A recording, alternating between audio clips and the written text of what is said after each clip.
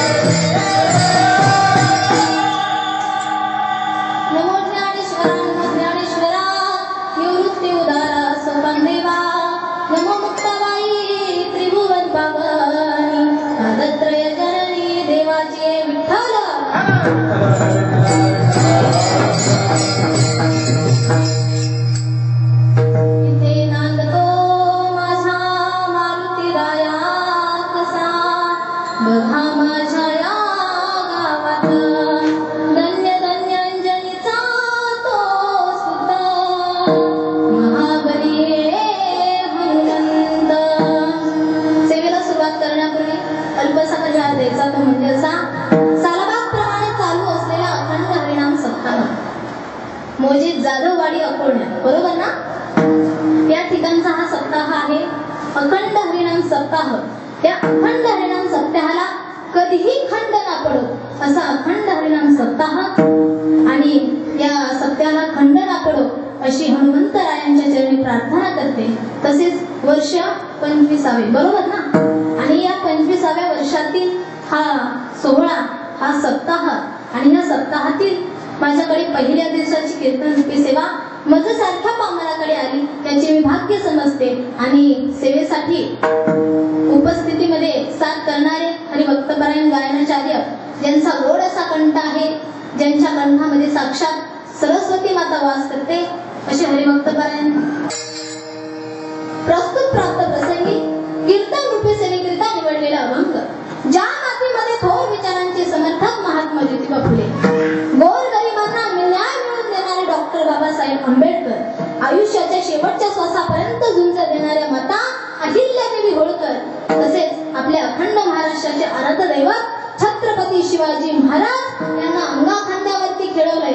आणि अशाच या पवित्र भूमीमध्ये, पवित्र मातीमध्ये भगवंत भक्तीचा प्रेम मंदिराचा कळस स्थापन करणारे देहू निवासी श्रीमंत संत, नव्हे नव्हे श्रीमंत या शब्दाची व्याख्या ज्यांच्याकडे पाहून करावी असे असणारे जगद्गुरु तुकोबाराज चार चरणाचा अभंगाच्या सेवेकरिता घेतलेला विठ्ठल।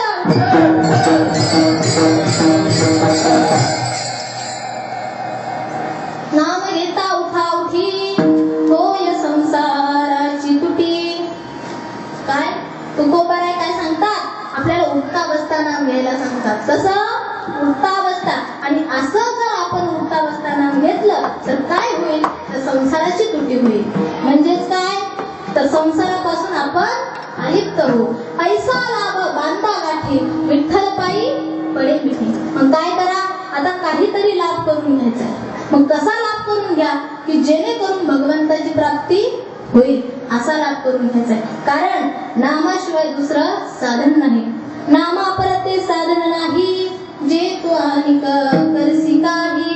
काय, नामाशिवाय दुसरं साधन नाही. मग आपण काहीही करा, काहीही केलं आणि कितीही केलं तरी नामाशिवाय गत्यंतर नाही. नाम हेच भगवंतापर्यंत घेऊन जाऊ शकतं. काय, नाम. म्हणून काय केलं पाहिजे, नाम घेतलं पाहिजे. आणि हेच तुकोबाराय काय सांगतात आपल्याला, हाकारुनी सांगित का नाम घेता राहू नका. काय सांगतात, आता मनुष्य देहाला आलाय ना बाबा, मग आता काय करा, नाम घ्या. आणि नाम घेतल्याच्या नंतर आपल्या जीवनाचं सार्थक होईल. अभंगाचा सरळ सरळ भावार्थ.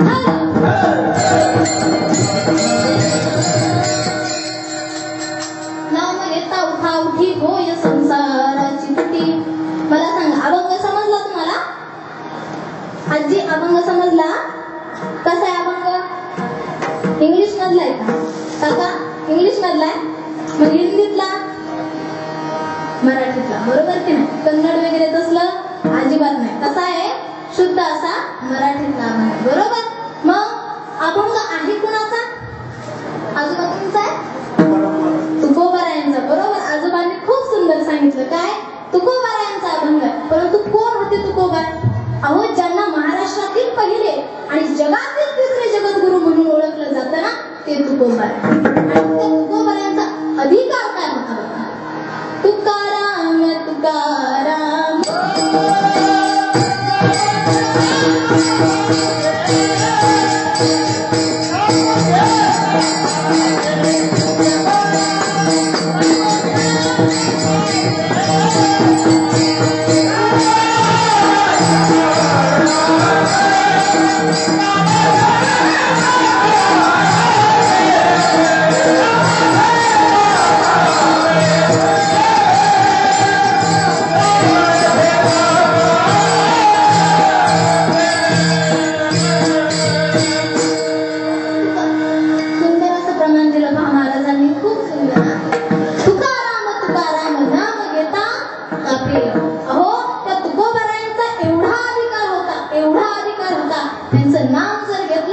तर यम सुद्धा थरथर कापायचे. आपला काय अधिकार आहे? बोला बोला, आपला काय अधिकार आहे? अहो, साधं गल्लीतून चाललं ना कुत्र आपल्या मागं लागतं, बरोबर की नाही? आपण तर त्यांना अवजव घातलं ना, अहो हाडा, तरी सुद्धा मागं सरकतात का? नाही सरकत. एवढा तर आपला अधिकार आहे. तर माझ्या तुकोबारायांचा पहा किती मोठा अधिकार होता. अहो, त्यांचं नाम घेतलं तर यम सुद्धा थरथर कापायचे. एवढा अधिकार माझ्या तुकोबारायांचा होता. आता मला सांगा, का बरं एवढा अधिकार झाला असेल त्यांचा? काय केलं त्यांनी? जीवनामध्ये आल्याच्या नंतर त्यांनी नाम घेतलं, नाम जपलं, म्हणून त्यांचा अधिकार झाला. परंतु मला सांगा, त्यांनी संसार नसेल का केला? केला ना त्यांनी. संसार केला, पण कसा केला? संसारी असावे असोनी नसावे, भजन करावे वेळोवेळा. नाथबाबांनी सुंदर सांगितलं पहा, संसारी असावे असोनी नसावे, भजन करावे वेळोवेळा. अहो, संसारात राहिले ते, परंतु नाम मात्र घेतलं. वेळोवेळा ते भगवंताचं नाम घेतलं, भजन केलं, म्हणून त्यांचा एवढा अधिकार झाला. परंतु सांगू, संसार करण्यासाठी, नाम घेण्यासाठी संसार सोडायची गरज नाही. का? कारण पहिली गोष्ट म्हणजे संसार हा दोन प्रकारचा आहे. आता तुम्ही म्हणाल, महाराज कसं बरं? म्हणतात की नाही, संसार हा दोन प्रकारचा आहे. आता कसा ते तुम्हाला सांगते. एक म्हणजे जन्म मरणाचा आणि दुसरा म्हणजे बायका पोरांचा. तुम्हाला माहिती का बायका पोरांचा? तुम्हाला माहिती असेल, हा आपला चाललाय हा बायका पोरांचा, बरोबर की नाही? पण तू जन्म मरणाचा कसा? पुनरुपी जननम पुनरुपी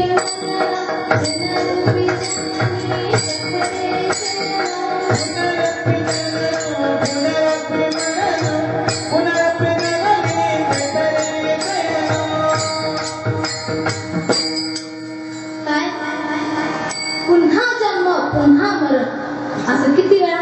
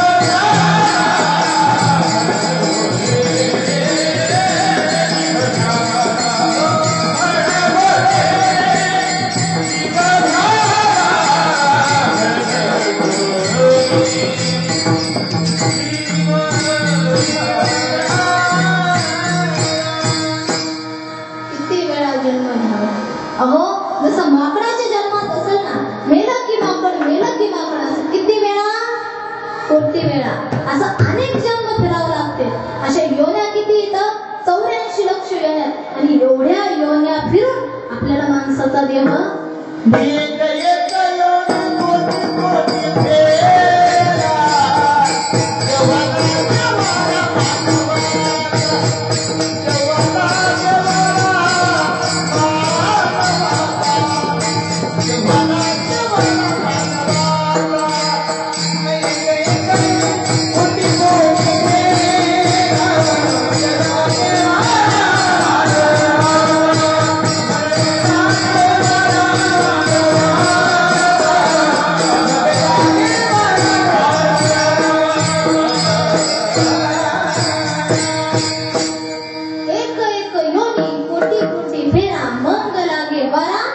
मनुष्य देहाचा, आणि मग आपल्याला हा मनुष्य देहाचा वारा लागतो, मग आपल्याला मनुष्य देहाचा जन्म प्राप्त होतो. मग आता काय करायचं बाबा, समजून घेतलं पाहिजे.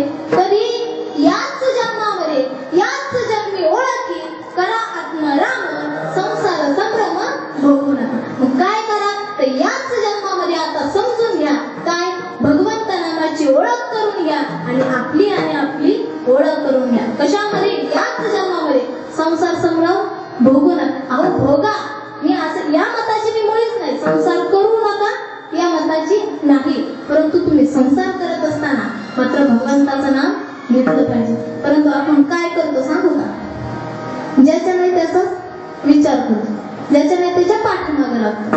अहो आता तुम्हाला म्हटलं ना कुणीच कुणाचं नाही, तुम्ही म्हणता कसं काय. असं एकदा एका महाराजांचं कीर्तन होतं, आणि कीर्तन असल्याच्या नंतर काय होतं, एक वकील काय करतो, कीर्तनाला जातो. आता कीर्तनाला गेल्याच्या नंतर काय होतं, महाराजांनी प्रमाण घेतलं काय, नाही नाही कुणाचे कोणी, असं प्रमाण घेतलं ना. आता प्रमाण घेतल्याच्या नंतर काय झालं, तो वकील उठला आणि महाराजांना काय म्हटला, महाराज तुम्ही म्हणता कुणीच कुणाचं नाही, असं कसं, जोपर्यंत मी घरी जात नाही तोपर्यंत माझी बायको वाट बघते माझी, कोणाची, माझी, आणि तुम्ही म्हणता कुणीच कुणाचं नाही, असं कसं. असं म्हटल्याच्या नंतर महाराज म्हणतात काय करा, तुम्ही खाली बसा, कीर्तन संपल्याच्या नंतर मला भेटा. आणि भेटल्याच्या नंतर कीर्तन होतं. आता कीर्तन झालं, जसं कीर्तन होतं तसं तो वकील काय करतो, महाराजांजवळ जातो. आता महाराजांजवळ गेल्याच्या नंतर महाराजांना म्हणतो, महाराज माझ्या प्रश्नाचं उत्तर द्या, सांगा कुणी कुणाचं नाही असं का म्हणता तुम्ही. त्यावेळेस महाराज म्हणतात, हे बघ तुला बघायचंय ना कुणी कुणाचं नाही, आता मी सांगितलं तर तुला विश्वास बसत नाही, मग आता काय कर, घरी जा आणि ज्या वेळेस एक दिवस सुट्टी घ्यायची कामावरून आणि बायकोचं दिनक्रम पाहायचा. आता दिनक्रम पाहायचा म्हटल्याच्या नंतर तो काय करतो, घरी जा. घरी गेल्याच्या नंतर म्हणतो एक दिवस पाहण्यासाठी उद्याच करून बघू, हाय का. आता उद्या करून बघायचं म्हणलं बायकोला सांगतो, हे बघ आज मी कामावरती जाणार आहे, आज मला कोर्टामध्ये खूप काम आहे, तू काय कर जेवण वगैरे कर आणि झोपून घे. हा असं म्हणल्याच्या नंतर बायको म्हणते, हे बघा मी तुमच्यावरती खूप प्रेम करते, किती खूप प्रेम करते, आणि एक दिवस नाही थांबलं म्हणून काय झालं, मी काय करणार, तुम्ही येऊस तर जागी राहणार, तुम्ही आल्याच्या नंतर आपण दोघं जेवण करू, कसे सोबत जेवण करू. आता असं म्हणल्याच्या नंतर तो काय करतो, पुढच्या दाराने जातो आणि मागच्या दाराने येऊन माडीवरती लपून बसतो. काय करायचं असतं, बायकोचा दिनक्रम पाहायचा असतो. आता असं म्हणल्याच्या नंतर बायको काय करते, तिला वाटतं आता आपला नवरा गेलाय कामाला, हाय का. आता असं म्हणल्याच्या नंतर बायको बसते, कुठे, उंबरेमध्ये बसते. आणि उंबरेमध्ये बसल्याच्या नंतर अर्धा तास होतो, अर्धा तास झाल्याच्या नंतर तिला काय होतं, भूक लागते. आता भूक लागल्याच्या नंतर ती काय खाऊ बरं, जेवणासाठी जर आपण घरातलं काहीतरी करून खाल्लं, सामान संपलं तर नवऱ्याला कळेल. आता मग काय करायचं, दुकानात जायचं, आपल्याला जे काही करायचंय ते सामान घेऊन यायचं आणि मग करून खायचं. मग डोक्यात विचार येतो पण करायचं काय. जाते दुकानात, अर्धा किलो तांदूळ घेते. आता तांदूळ घेतल्याच्या नंतर घरी येते. घरी आल्याच्या नंतर ज्याच्यासाठी जेवढं सामान लागतं ते सामान टाकून मस्त खिचडी भात बनवते. आता बनवले पाणी सुटून देऊ नका तोंडात हा. आता बनवल्याच्या नंतर काय होतं बघा, मस्त अर्धा किलो तांदळाचा खिचडी भात करते आणि एकटी खाते. नवऱ्याला नाही ठेवत बरं. तुम्ही ठेवता का महिला मंडळ? ठेवता का? आता एकटी करून खाल्ल्याच्या नंतर खाऊन घेते, परत अर्ध्या तासाने तिला भूक लागते. आता काय करावं काय करावं? गावासमोरून चाललाच होता कोण? पेढ्यावाला. तो काय म्हणायचा, 20 रुपयाचे पाव किलो. असं म्हणल्याच्या नंतर पटकन जाते, 20 रुपयाचे पाव किलो पेढे घेते आणि पेढे घेऊन येते. एक करता करता सगळे खाऊन टाकते. म्हणा की खाऊन टाक. आता खाऊन टाकल्याच्या नंतर काय होतं, एक पण पेढा नाही ठेवत बरं का.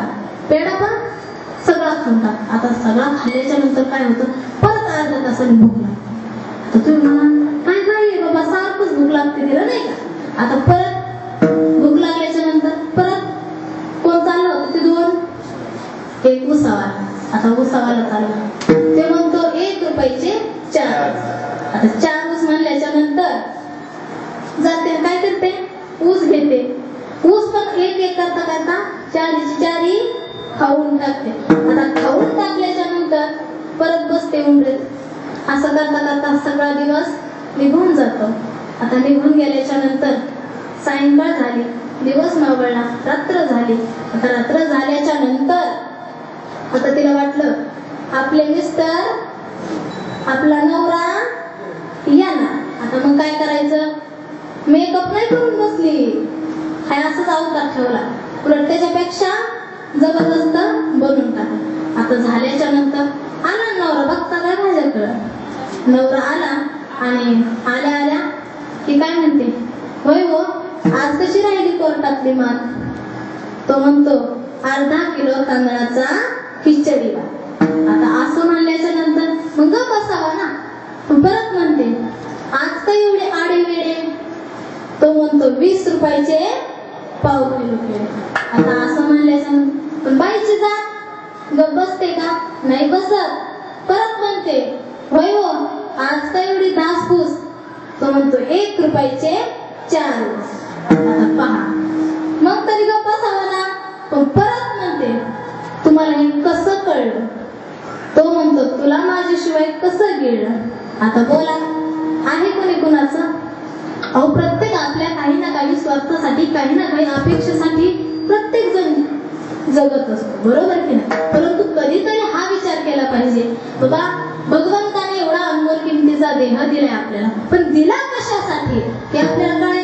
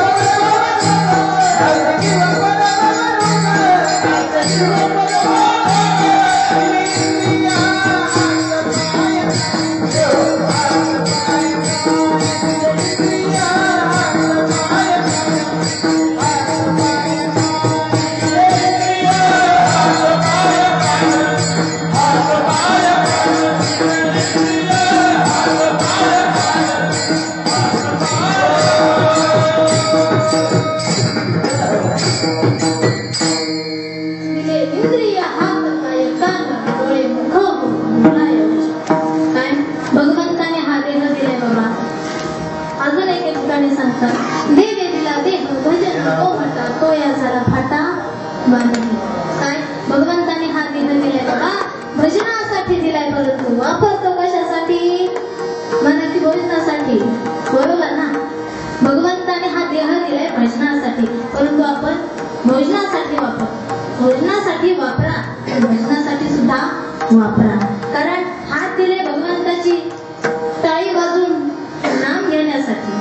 अहो मुख दिलं नामस्मरण करण्यासाठी, मुखाने नाम घेण्यासाठी.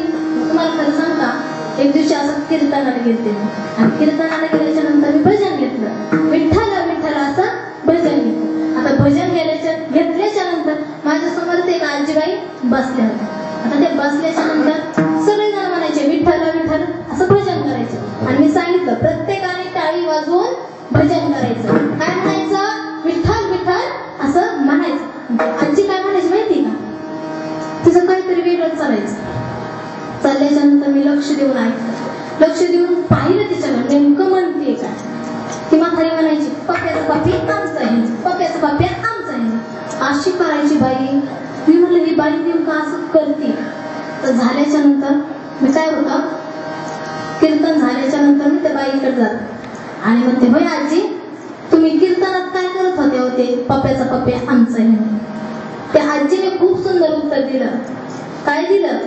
त्या आजी म्हणे अगं तू सांगितलं बाई की विठ्ठल विठ्ठल नाव घ्या, आमच्या त्यांचं नाव आहे काय? विठ्ठल. त्यांचं नाव कसं घेऊ? आता पहा किती लोक विचित्र आहेत. जे सांगितलंय ते नाही, वेगळाच विचार करून घेतात. अहो परंतु भगवंताने हे मुख दिलं ते नामस्मरण करण्यासाठी, भगवंताचं नाम घेण्यासाठी, नवऱ्याचं नाही.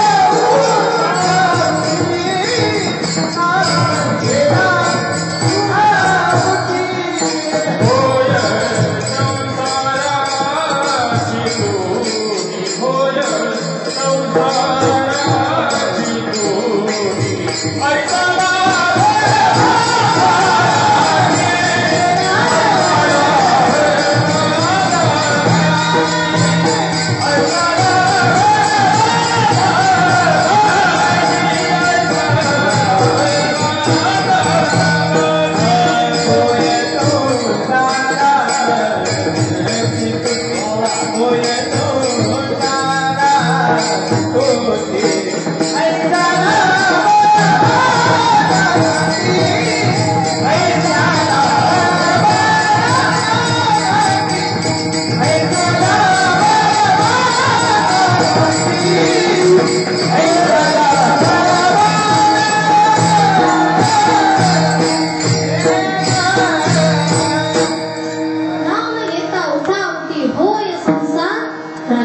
पाहिजे, काय केलं पाहिजे, पण उठता बसता नाम घेतलं पाहिजे.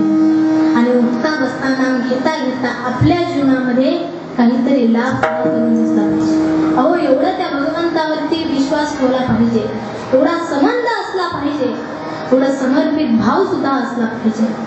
तर तुम्ही म्हणाल महाराज विश्वास संबंध समर्पण कसा असा, बरोबर की नाही? तुम्हाला प्रश्न पडतो ना, बोला बरं, प्रश्न पडतो का? पण नेमका प्रश्न कुणाला पडतो सांगू का? एक दोन म्हातारे असतात. आता म्हातारे बाबा ते काय करतात, लय मित्र असतात. तर मित्र असल्याच्या नंतर कुठं जातात, आपल्यासारखा सप्ताह असतो. तर आपलं किती सुंदर हे गाव आहे, बरोबर की नाही? जाधववाडी, बरोबर ना? त्या जाधववाडी सारखं एक गाव होतं आणि त्या गावामध्ये असा सप्ताह बसला होता. तर सप्ताह बसल्याच्या नंतर दोन म्हातारे त्या सप्त्याला जातात, परंतु लय मित्र होते ते, लहानपणचे मित्र असतात. आता सप्त्याला गेल्याच्या नंतर आपल्या इकडे जेवण अगोदर असतात का, कीर्तन जेवण आहे का? तसं त्यांचं पण तसंच होतं. काय होतं, जेवण अगोदर असायचे आणि कीर्तन नंतर. आधी पोटोबा मग विठू, बरोबर? आता मग काय झालं, जेवायला बसले. आता जेवायला बसल्याच्या नंतर काय झालं, एका म्हाताऱ्याने एक घास घेतला आणि तोंडामध्ये घातला. दुसरा काय करे, फक्त बघत बसेल का? नाही, बरोबर ना? त्याने पण एक घास घेतला, तोंडामध्ये घातला. पण तोंडामध्ये घातल्याच्या नंतर काय झालं, पहिल्या म्हाताऱ्याला खडा लागला. आता खडा लागल्याच्या नंतर त्याने शेजारच्याकडे पाहिलं. शेजारचा काय करत होता, खात होता. आता शेजारचा खात होता, याने त्याला विचारलं, पहिले तुला खडा लागला? म्हणतो नाही बाबा, मला नाही लागला. तुला लागला का? म्हणतो हो मला लागला. तो काय करतो, परत एक घास तोंडामध्ये घालतो. त्याने दुसरा घास घातला का? हा पण शेजारचा काय करतो, परत दुसरा घास तोंडामध्ये घालतो. तोंडामध्ये घातल्याच्या नंतर परत त्याला खडा लागला. आता खडा लागल्याच्या नंतर त्याने परत विचारलं, रे तुला खडा लागला का? म्हणतो हो. नाही बाबा मला नाही लागला. तुला कस काय सारखं खडा लागतो? अजिबात काहीच नाही रे, खोटं सांगतोय काय की? आता खोटं सांगितल्याच्या नंतर असं म्हणल्याच्या नंतर तो काय करतो, काहीच म्हणत नाही त्याला. परत घास तोंडामध्ये घालतो आणि तोंडामध्ये घातल्याच्या नंतर त्याला परत खडा लागतो. आता म्हणतो याच्यात नक्कीच खडे आहेत, प्रॉब्लेम मात्र शेजारच्याकडे असा. हळूच बघतो त्याच्याकडे, त्याला दातच नसतात. आता मला सांगा, ज्याला दात नाही त्याला खडा लागत कसा, बरोबर नाही? आणि ज्याला बुद्धी नाही त्याला प्रश्न पडला. तुमचं नाही हा तसं, तुम्हाला मात्र प्रश्न पडलाय. तुमचं ऐकत तसं नाही. तुम्हाला दात पण आहे पण बुद्धी पण आहे. नाही तुम्ही म्हणता महाराज, तुम्ही म्हणता आम्हाला बुद्धी नाही, असं कसं? आम्हाला बुद्धी आहे, कारण की तुम्हाला प्रश्न पडलाय. नसला पडला तरी म्हणायला काय हरकत आहे, म्हणा की पडलाय म्हणून. तुम्हाला प्रश्न पडलाय. आता तुम्हाला काय प्रश्न पडलाय, विश्वास संबंध समर्पण कसं असावं? आता तुम्हाला सांगते. विश्वास, जसं एका बायकोचा आपल्या नवऱ्यावरती खूप विश्वास असतो, खूप विश्वास. नवरा म्हणेल ना अगदी तसं करणार. कोण? बायको.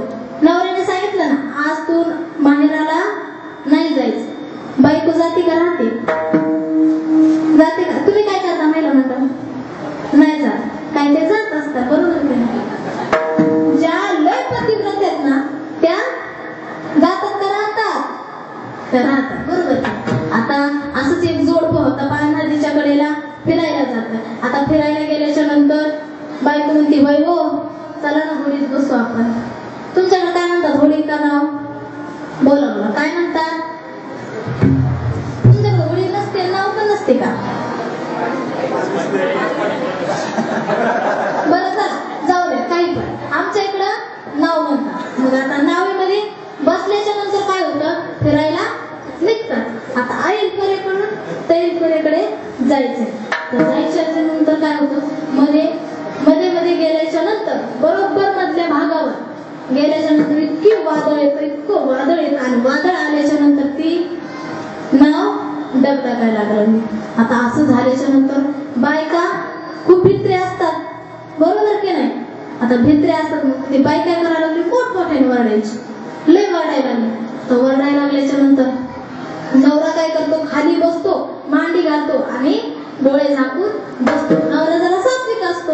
आता सात्विक असल्याच्या नंतर बायको मात्र मोठमोठ्याने ओरडायला लागले, अहो काहीतरी करा, काहीतरी करा. नवरा काय डोळे उघडत नाही. असं झाल्याच्या नंतर 10 मिनिटं होतात, 15 मिनिटं झाले. तर झाल्याच्या नंतर हळूहळू ती वादळ कमी झाली आणि कमी झाल्याच्या नंतर त्या नवऱ्याने हळूच डोळे उघडले आणि हळूच डोळे उघडल्याच्या नंतर ती बायको काय करते, त्यांच्या जवळ जाते, म्हणते, होय हो, किती वादळ सुटलं होतं, मी किती तुम्हाला आवाज दिला, तुम्ही काहीच केलं नाही. कसं तुम्ही माझ्यासाठी काही करू शकत नाही, तुम्ही किती भीती वाटली मला. तो नवरा काय करतो, खिशातून एक चाकू काढून त्याच्या गळ्याला, तिच्या गळ्याला, तिच्याकडे त्याच्या लक्ष आहे ना तुमचं, तिच्या गळ्याला लावतो. आता लावल्याच्या नंतर ती काहीच करत नाही, एक नंबर उभा राहते. उभा राहिल्याच्या नंतर म्हणतो, होय ग, तुला काहीच वाटलं नाही. म्हणते नाही. म्हणतो, का बरं. ती म्हणते, हे पहा, तुम्ही कोण आहात, माझे नवरोबा, माझे पतिदेव. आता मला सांगा, जेव्हा आपल्या दोघांचं लग्न झालं तसं माझ्या वडिलांनी माझा हात तुमच्या हातामध्ये दिला, मग मी कुणाची झाली, तुमची. मग आता तुम्ही मला मारा नाही तर तारा, माझा काही संबंध त्याच्यात नाही. तुमच्याच हातामध्ये मारायचं की तारायचं. म्हणजे किती विश्वास एका बायकोचा नवऱ्यावरती, एवढा विश्वास होतो. मग तसा विश्वास आपण कुणावरती ठेवायचा, सद्गुरूंवरती ठेवायचा.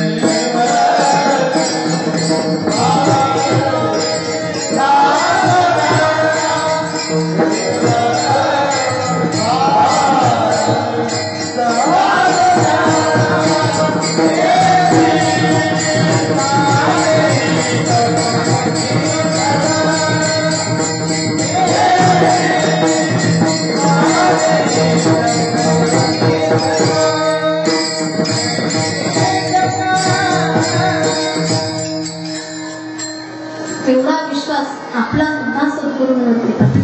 कारण सद्गुरू संतच असे असतात, भगवंतापर्यंत जाण्याचा मार्ग सद्गुरू देतात. पहा, आता तुम्ही म्हणाल संबंध कसा असतो. संबंध जसा पाण्यातला मासा, त्या माशाला पाण्यातून बाजूला काढलं ना, तो मासा काय होतो, तर पडतो, मरतो.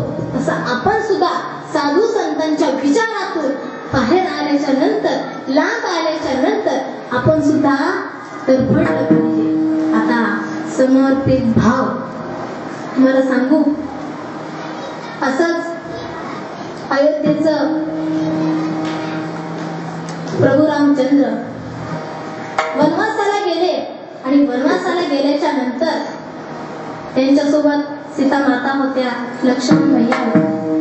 आता तिघे जण वनवासाला गेल्याच्या नंतर सीतेमाईचं काय झालं होतं, काय झालं होतं, हरण झालं, बरोबर की नाही. आता तुम्हाला महाभारत रामायण सगळं माहिती, बरोबर की नाही. आता झाल्याच्या नंतर सीता माता कुठं होत्या, लंकेमध्ये होत्या. परंतु ज्यावेळेस रावणाचं आणि प्रभू रामचंद्रांचं युद्ध झालं आणि युद्ध झाल्याच्या नंतर प्रभू रामचंद्र सीतेमाईला अयोध्येमध्ये घेऊन आले आणि अयोध्येमध्ये घेऊन आल्याच्या नंतर त्यांनी बक्षिसाचा कार्यक्रम ठेवला. का बरं, त्यांना ज्यांनी ज्यांनी मदत केली होती त्यांना बक्षीस द्यायचं होतं. आता असं ठेवल्याच्या नंतर तो कार्यक्रम संपन्न झाला. प्रत्येकाला काहीतरी भेट वस्तू, काहीतरी बक्षीस म्हणून प्रत्येकाला काहीतरी दिलं. आता दिल्याच्या नंतर सगळ्यांना दिलं परंतु हनुमंतरायांना काहीच दिलं नाही. आता हनुमंतरायांना काहीच दिलं नाही म्हणून सीतेमाता उठल्या आणि प्रभू रामचंद्रांकडे जातात. म्हणतात, प्रभू तुम्ही हे काय केलं? अहो ज्यांचा सर्वात मोठा मोलाचा वाट आहे त्यांनाच तुम्ही काही दिलं नाही, असं का? त्यावेळेस प्रभू रामचंद्रांनी सांगितलं, अगं सीते, हनुमंताला माझ्याकडे देण्यासाठी एवढं मोठं काहीच नाही बक्षीस. आता मी काय करू? हे बघ, तुझ्याकडे जर काही असेल तर तू देऊ शकते. आता असं म्हणल्याच्या नंतर सीतेमाता म्हणतात, हे बघा, माझ्या वडिलांनी आपल्या लग्नामध्ये मला एक पृथ्वी मोलाचा 9 रत्नांचा हार दिलाय, तो देऊ मी त्यांना? असं म्हणल्याच्या नंतर प्रभू रामचंद्र म्हणतात, अगं विचारतेस काय, दे तू त्याला. आता असं म्हणल्याच्या नंतर परंतु हनुमंतराया तिथे उपस्थित नव्हते. हनुमंतराया लांब एका दगडावरती जाऊन बसलेले होते आणि असं साधं नव्हते बसले, ते दगडावरती बसून भजन करत होते, नामस्मरण करत होते. कुणाचं? प्रभू रामचंद्रांचं. श्रीराम जय राम जय जय राम,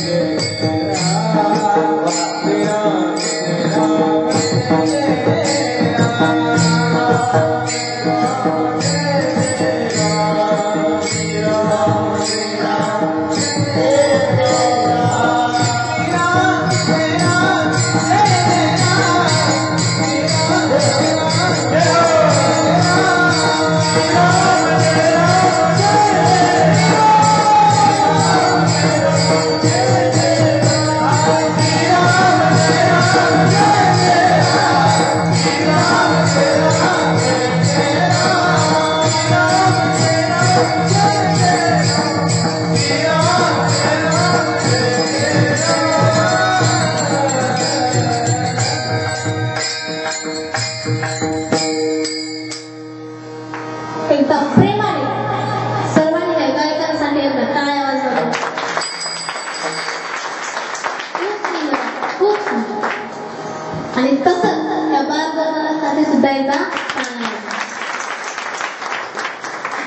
किती सुंदर पावले खेळतात, बरोबर की नाही? अहो असं भजन हनुमंतराया करू लागले, किती सुंदर. आता असं भजन करत असताना तिथे सीतेमाता येतात आणि हनुमंताकडे पाहतात आणि नकळत त्यांची नजर सीतेमाईकडे जातात आणि सीतेमाईकडे गेल्याच्या नंतर ते म्हणतात, माई कधी आल्या तुम्ही? सांगतात, अहो तुमचं भजन चालू होतं तेव्हाच आले, परंतु तुमचं भजन चालू असताना मी तुम्हाला थांबवलं नाही, गोड असं तुम्ही भजन करत होते. त्यावेळेस सांगितलं, काय निमित्त, कस काय आल्या?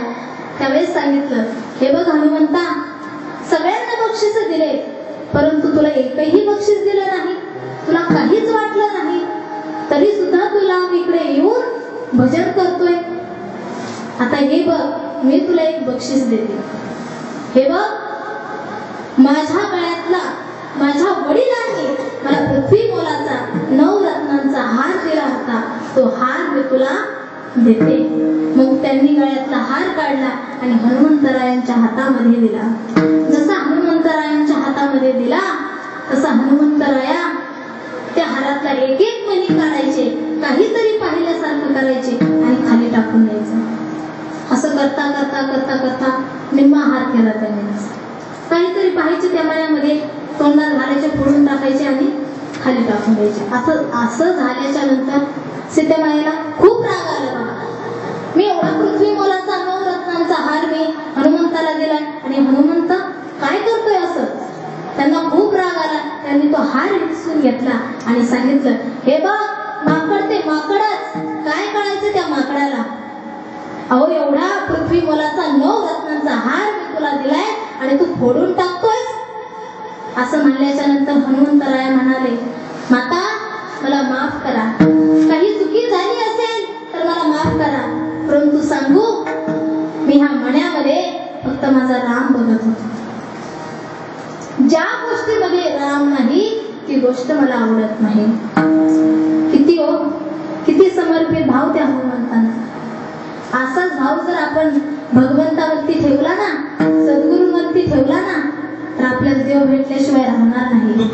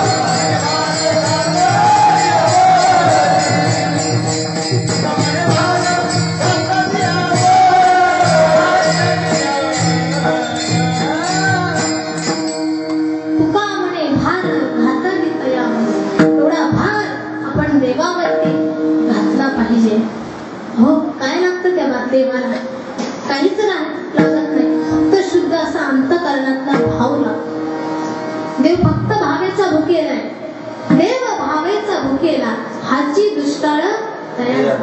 देवाला फक्त आपल्या अंतःकरणातला भाव लागतो आणि असा जर भार आणि असा भाव आपण आपल्या अंतःकरणातला भगवंताला अर्पण केला तर देव आपल्याला भेटल्याशिवाय राहणार नाही. मग आपण आपल्या अंतःकरणातला भाव भगवंताला दिला पाहिजे की नाही? मग आता आपण द्यायला पाहिजे.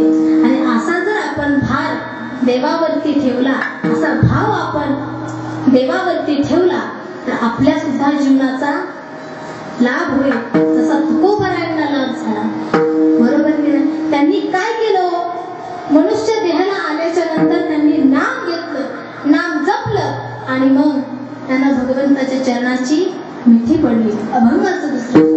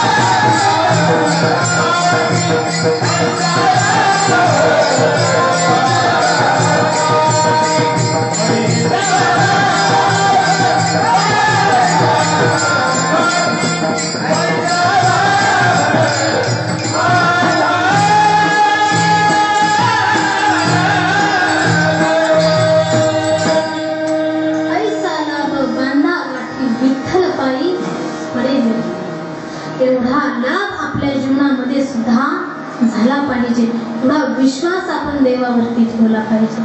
कारण भगवंत आणि देव तेच आपल्याला वाचवतात. खरं सांगू तुम्हाला, भक्ताच्या पाठीमागे फक्त देव उभा राहतो, बाकी कुणी नाही. ज्यावेळेस आपण संकटात असतो ना, त्यावेळेस आपल्याला देवाची आठवण होते, बरोबर की नाही?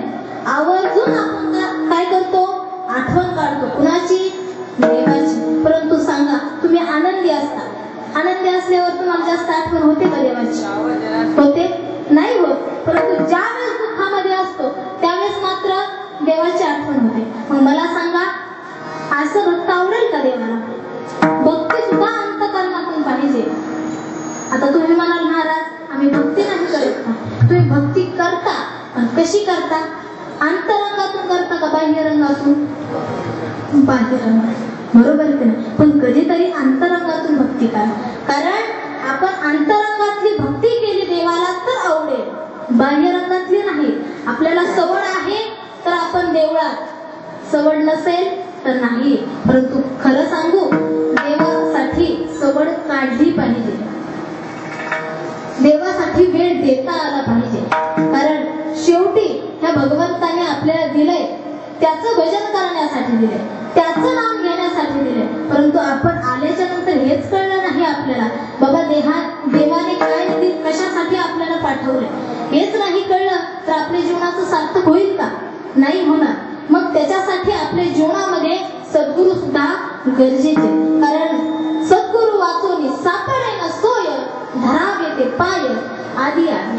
भगवंतापर्यंत जाण्यासाठी आणि भगवंत समान असणारे सद्गुरू आहेत, त्यांच्याकडे गेल्याच्या नंतर आपल्याला नाम मिळतं.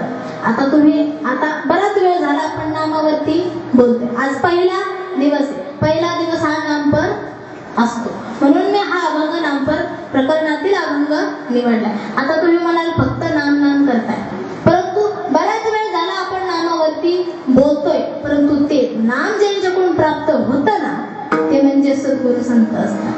आणि असे संत आपल्या जीवनामध्ये आले पाहिजे. आपण सुद्धा कधीतरी विचार केला पाहिजे, बाबा आपण सद्गुरू केलेत का? परमार्थ केला पाहिजे. कारण की परमार्थ नाही ना केला तर काही जीवनाचं सार्थक नाही हो. परमार्थ हा जीवनामध्ये घडला पाहिजे, आणि परमार्थ घडला तर आपल्याला देवाची प्राप्ती होणार आहे. आता आपण काय केलं पाहिजे? सद्गुरूंना शरण गेलं पाहिजे. परंतु सगळेजण सद्गुरू करतात का? अशातला भाग नाही.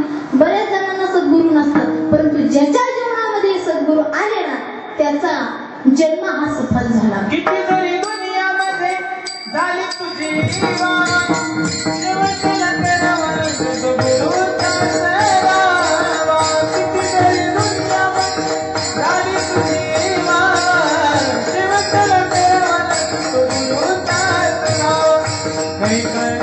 Hey,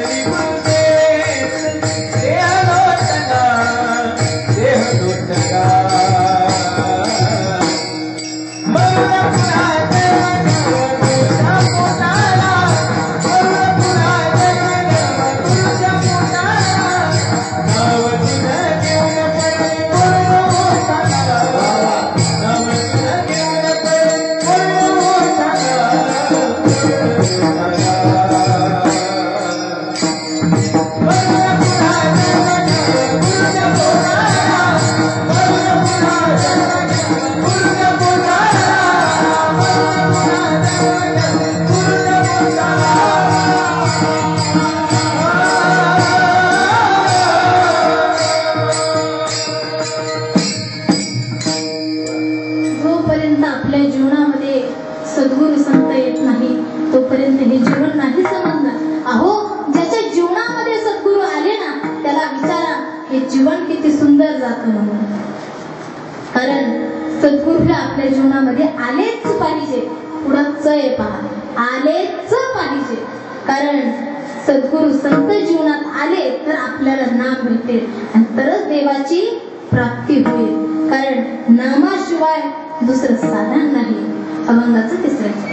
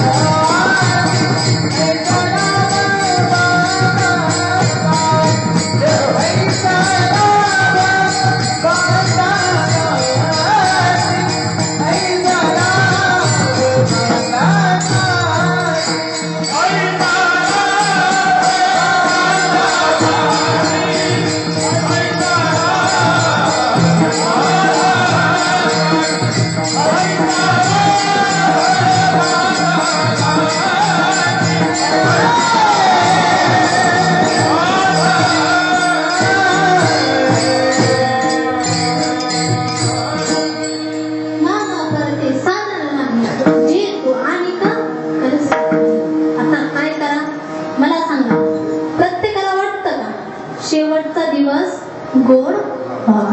आता मला सांगा, ज्यांना ज्यांना वाटतंय शेवटचा गोड दिवस व्हावा अशाने बोटवर करा. तुम्हाला कुणालाच नाही वाटत? सगळ्यांना वाटते, बरोबर की नाही? आता मला सांगा, कुणाकुणाचं असं मत आहे मी देवा घरी पटकन जा, फक्त एवढ्यांनाच. तुम्हाला नाही वाटत? बरं जाऊ. बरं मला सांगा, कुणाकुणाला वाटतं देवानं आपल्या घरी यावं? सगळ्यांना वाटतं, म्हणजे जास्त सगळ्यांना वाटतं की देवानं आपल्या घरी यावं. परंतु कुणाला वाटत नाही जास्त की आपण देवाच्या घरी जावं, बरोबर की नाही? पण असू दे, पण देवानं तर आपल्या घरी यावं. वाटतं ना तुम्हाला? एकदा आपण सुंदर भगवंताचं भजन करू. सर्वांनी हात उंच करायचे, हात वरती करा. सर्वांनी हाताने टाळी वाजवायची आणि मुखाने नाम घ्यायचं. विठोबा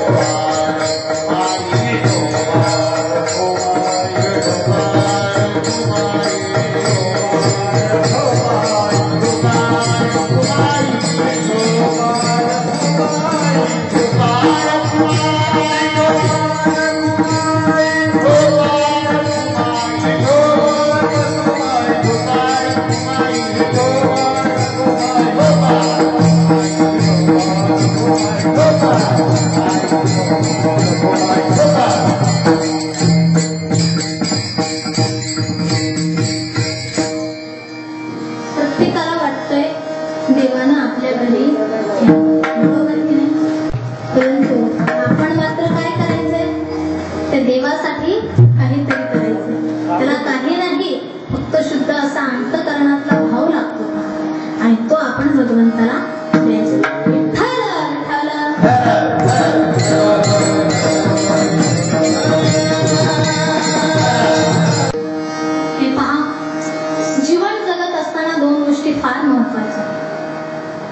म्हणजे आई वडिलांची सेवा आणि दुसरी म्हणजे साधू संतांची सेवा. आपल्या जीवनामध्ये साधू संतांची सेवा घडलीच पाहिजे आणि आई वडिलांची सुद्धा सेवा घडली पाहिजे. कारण खरं सांगू, एक वेळेस देवाची प्राप्ती करून आई वडील नाही भेटू शकणार, परंतु आई वडिलांची सेवा करून देव मात्र नक्कीच भेटू शकणार.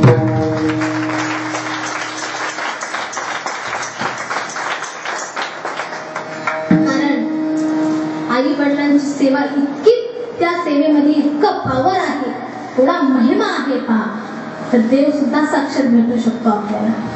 म्हणून आई वडिलांची सेवा. कारण पुंडलिकाने काय केलं, पुंडलिकाने आई वडिलांची सेवा केली आणि 28 युग विश्वाच्या मालकाला, अहो ज्याच्या सत्तेनं झाडाचं पान सुद्धा हलत नाही, त्या विश्वाच्या मालकाला सुद्धा 28 युग विटेवरती उभा राहावं लागलं की नाही. मग किती त्यांनी सेवा केली आई वडिलांची. मग आपण सुद्धा आपल्या जीवनामध्ये आई वडिलांची सेवा केली पाहिजे. कारण आई कशी असते सांगू, 9 दिवस 9 महिने जास्त आपल्याला ओळखत असते. गर्भाशयात असताना जिने 9 महिने पोटात वागवलं, अवघडलेल्या काळातही तिने रात्रंदिवस स्वतःला जगवलं. अहो जन्म दिला जेव्हा तिने उदरात अनंत काळा सोसून, माहिती नाही इतकी सहनशक्ती तिला मिळाली. भूक लागली आहे मला ही ती पटकन कशी ओळखते, अगदी हात पाय धुवून येईपर्यंत जेवणाचं ताट ती सजवते. अहो कधी उशीर झाला ना घरी यायला तर काळजी तिला वाटत असते. घरचे सगळे झोपी गेले तरी मात्र ती वाट पाहत नसते. एवढे कष्ट करते, अहो एवढे कष्ट करते, म्हणून एक सेल्फी घ्यावं म्हटलं पण फोटो चांगले येत नाही म्हणत तिनेच मला दाटलं, तिनेच मला दाटलं. कशी असते हो आई, आपल्यावरती निस्वार्थ प्रेम करते. अहो ज्यावेळेस आपण गर्भामध्ये असतो ना, आपण हे जग सुद्धा पाहिलेलं नसतं, पण तेव्हापासून आपल्यावरती निस्वार्थपणाने आपल्यावरती प्रेम करत असते, ती म्हणजे आई. आता सांगू, आईची महती सर्वजण सांगतात, परंतु बापाची, आपल्या जीवनामध्ये जेवढी आई महत्वाची तेवढेच बाबा सुद्धा महत्वाचे. कारण हे पहा, सर्वजण आईची महती सांगतो, आई अशी करती, आई ते करती, आई हे करती, बरोबर का बरं? आई आपल्या जेवणाची सोय करते. आई जरी घराचं मांगल्य असलं तरी बाप घराचं अस्तित्व असतो. अहो आईने फक्त जेवण बनवलं, लहानाचं मोठं केलं आणि आई कपडे धुते म्हणून आई गरजेची का हो? नाही. अहो आयुष्याची शिदोरीची सोय करणारा तो बाप असतो. मग त्या बापाला काय विचारायचं?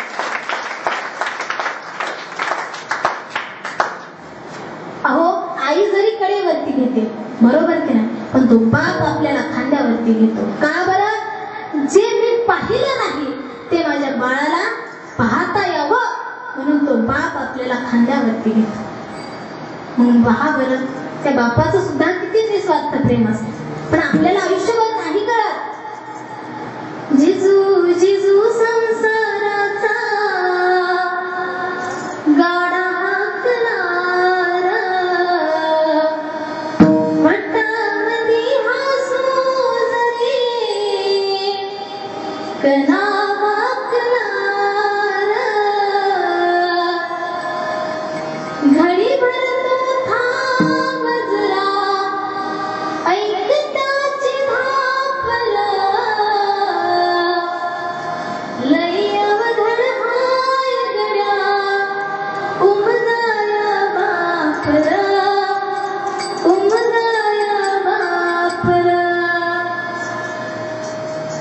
संसाराचा गाडा तो बाप हाकत असतो. किती प्रेम आपल्यावरती असतं. मग हे सुद्धा आपण जाणून घेतलं पाहिजे. जेवढी आईला आपण दर्जा देतो ना, तेवढाच दर्जा बापाला सुद्धा दिला पाहिजे.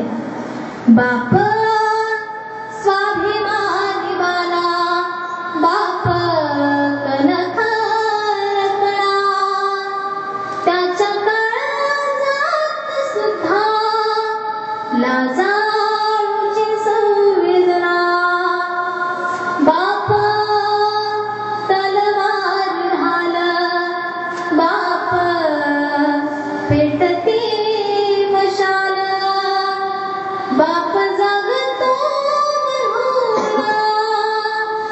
घर झोपते खुशाल उलाढाल करतो हा बाप फक्त घरासाठी शिव्या शापया जगाचे बापा घेतो सारे माथी घर बायको मुले यांना जगविण्यासाठी बाप होतो वेडा पिसा एका एका पैशासाठी बरोबर आहे ना?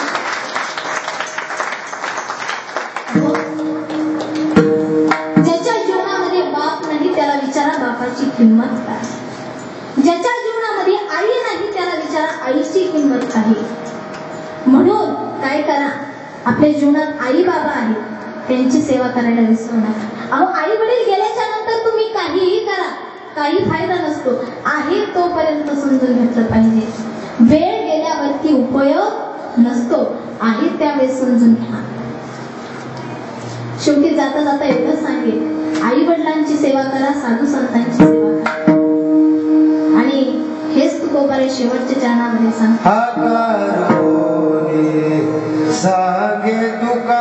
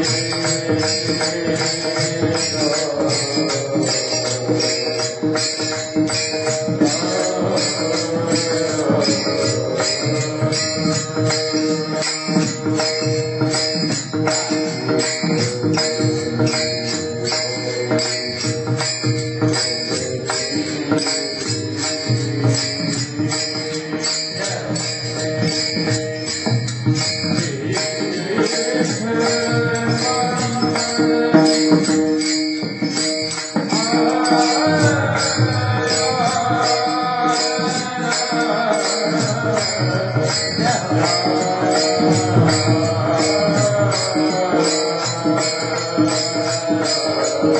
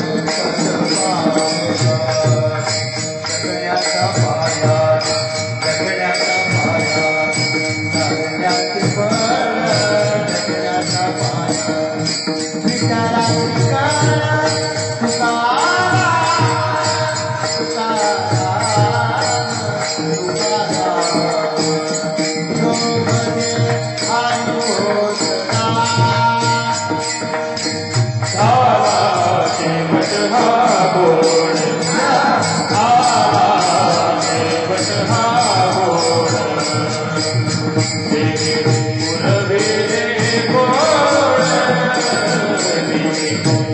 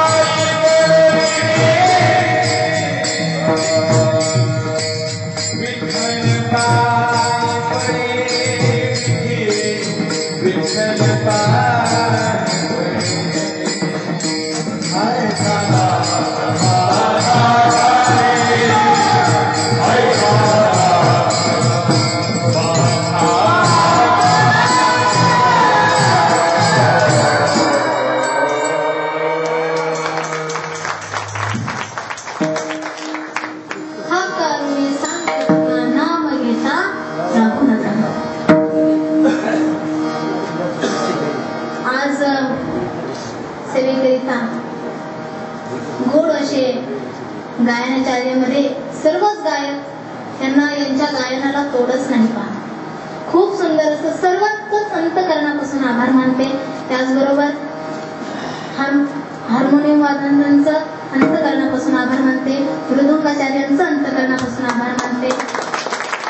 त्याचबरोबर विनोदी बाबा असतील, बाबा म्हणते बाई ही पोर कधी संपवते देव असं काय नाही बाबा, बाबांचंही अंतकरणापासून आभार मानते. त्याचबरोबर हे बालगोपाल यांचंही अंतकरणापासून आभार मानते. त्याचबरोबर साऊंड सिस्टीम वाले दादा असतील, दादांचंही अंतकरणापासून आभार मानते. ज्यांनी आपला कार्यक्रम शूट केला असं दादांचंही अंतकरणापासून आभार मानते. आणि ज्यांच्या नियोजनावरून मला इथे येण्याचं योग आला असे आमच्यावरती नितांत प्रेम करणारे. खरं सांगायचं म्हटलं तर ह्या गावामध्ये मी राहिलेली. तुमच्या सगळ्यांची परिचयाची तुम्ही मला ओळखत असाल बरोबर ना. पण मी प्रत्येकाला नाही ओळखत, पण तुम्ही मला ओळखत असाल बरोबर की नाही. खरं सांगायचं झालं ना तर बाळासाहेब सोनवणे महाराज ह्या आम्ही त्यांना मालक म्हणायचो पहा. त्यांच्याचमुळे मी इथं पोहोचले, इथपर्यंत या क्षेत्रामध्ये आले. कारण ज्या वेळेस मी लहान होते, मी 6वी-7वी ला असताना इथं यायचे आणि सप्त्याला आल्याच्या नंतर असं हा सुख सोहळा स्वर्गीय नाही हो. एवढं सुंदर वाटायचं, किती भारी कीर्तन हरिपाठ, खूप मजा यायची. आणि त्यावेळेस मला वाटलं बाबा आपण सुद्धा परमार्थ केला पाहिजे, आपण सुद्धा आपल्या जीवनामध्ये सद्गुरू आपल्या सुद्धा जीवनामध्ये आले पाहिजे. आणि त्यावेळेस मी मम्मी पप्पांना सांगितलं, माझ्या आई वडिलांना सांगितलं की मला सुद्धा परमार्थ करायचंय, मला सुद्धा ह्या क्षेत्रामध्ये जायचंय. परंतु ते म्हटले बाळा तुला जमेल का, परमार्थ होऊ शकेल का तुझ्याकडून. पण त्यावेळेस माझ्या आई वडिलांची समजूत घालण्यासाठी सोनवणे महाराज असतील पहा, त्यांनी आई वडिलांना समजून सांगितलं. आमच्या मालकीन ताई असतील, त्यांनीही मम्मीला समजून सांगितलं. म्हटले मुलगी एवढ्या भारी क्षेत्रामध्ये जाण्याचं म्हणतीये, तिला कशाला आडवं जात आहे. ती म्हणतीये हे पहा, आई वडिलांकडे हट्ट करायचा पण चांगल्या गोष्टीसाठी, वाईट गोष्टीसाठी नाही.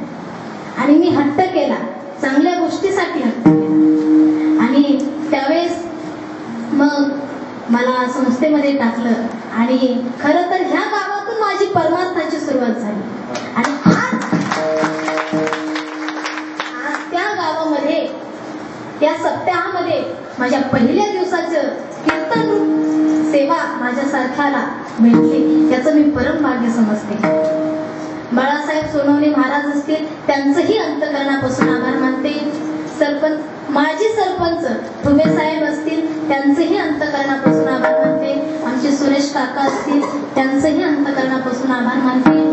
त्याचबरोबर आमच्या सारख्याच्या कीर्तनाला संन्यासी असे हर्षद दादा असतील त्यांचंही अंतकरणापासून आभार मानते. त्यांच्या समोर आमच्या सारख्याने बोलायचं म्हणजे अवघड वाटतं, पण आमच्या सारख्याच्या कीर्तनात तेही उपस्थित राहिले. त्यांचंही अंतकरणापासून आभार मानते. तुम्ही सर्वजण श्रोतेजन मायबाप तुमचंही अंतकरणापासून आभार मानते. का? कारण सांगू, आता तुम्ही म्हणाल 2 तास ताई तुमच्यासाठी आम्ही बसलो, तुमची कीर्तन रूपी सेवा ऐकून घेतलो, पण तुम्हीच नसते तर मी कुणाला सांगितलं असतं? बोला, त्या मंडपाला सांगितलं असतं का ह्या मंदिराला सांगितलं असतं? नसते सांगू शकले, बरोबर की? म्हणून तुमचं सर्वांचं अंतकरणापासून आभार मानते. त्याचबरोबर सर्वांचं जे घरी असतील त्यांचंही अंतकरणापासून आभार. नाहीतर रात्री कीर्तन केलं पोरीने आणि आमचा आभार नाही मानला असं कोणी म्हणायला नको. म्हणून त्यांचंही अंतकरणापासून आभार मानते. श्रीपाद बाबा असतील, रामदास बाबा असतील, माझे गुरुवर्य हरिभक्तपरायण राजाराम बाबा जगताप असतील, मातोश्री विद्याताई महाराज जगताप असतील, माझे आई वडील असतील, त्यांचंही अंतकरणापासून आभार मानते आणि सेवेला स्वल्प विराम देते.